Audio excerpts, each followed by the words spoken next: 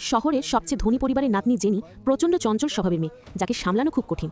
Jenny দাঁড়াও, এমনটা করো না, এটা আমার গুরুত্বপূর্ণ ফাইল, তাড়াতাড়ি ওকে ধরো, একদম আমার কাছে আসবে না, না হলে বাকিগুলোও পাবে না। আও! জেনি ইয়াশের সামনে পড়ে যায়। ইয়াশ একবার তার কর্মকাণ্ডের দিকে তাকায়, না মানে আমি ইয়াশ, ওকে সোজা কোলে তুলে উপরে নিয়ে যায়। ছাড়ো আমায়, ছাড়ো বলছি, আমি ইচ্ছে করে ফাইলগুলো এলোমেলো করতে চাইনি। ইয়াশ কিছু না বলে তার ভালোবাসা প্রকাশ করতে থাকে। জেনি অনেক বাধা দেওয়া সত্ত্বেও কোনো কাজ হয় না। কিছুক্ষণ পর ওকে ছেড়ে দেয়। Jenny, you don't love, please বলো। ও কিছু না বলে চলে যেতে চায়। শুধু এতটুকু বলো তুমি আমাকে ছেড়ে কোথাও যাবে না। বলতে বলতে সে এখানেই ঘুমিয়ে পড়ে। আমি আপনাকে রেখে কোথাও যাব না, কখনোই না। সকালে ইয়াশ জেনির সকল পছন্দের খাবার নিজ হাতে রান্না করে। আমি না থাকলে অন্তত কেউ তো আছে এই পাগড়িটাকে দেখে রাখতে। জেমি তোর প্রিয় কে-পপ ব্যান্ড পারফরমেন্স করতে আসছে, তুই দেখতে যাবি না? কই, তুই কখন আসবি স্কুলে? কি হলো, কথা বলছিস না কেন?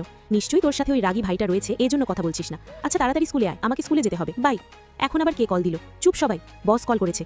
হ্যালো স্যার, অফিসে আসো, আমার জন্য আইস বাথের ব্যবস্থা করো। কিন্তু স্যার আপনার তো কোল্ড অ্যালার্জির প্রবলেম আছে। যা বলছি তাই গিয়ে করো, যাও। ঠিক আছে স্যার।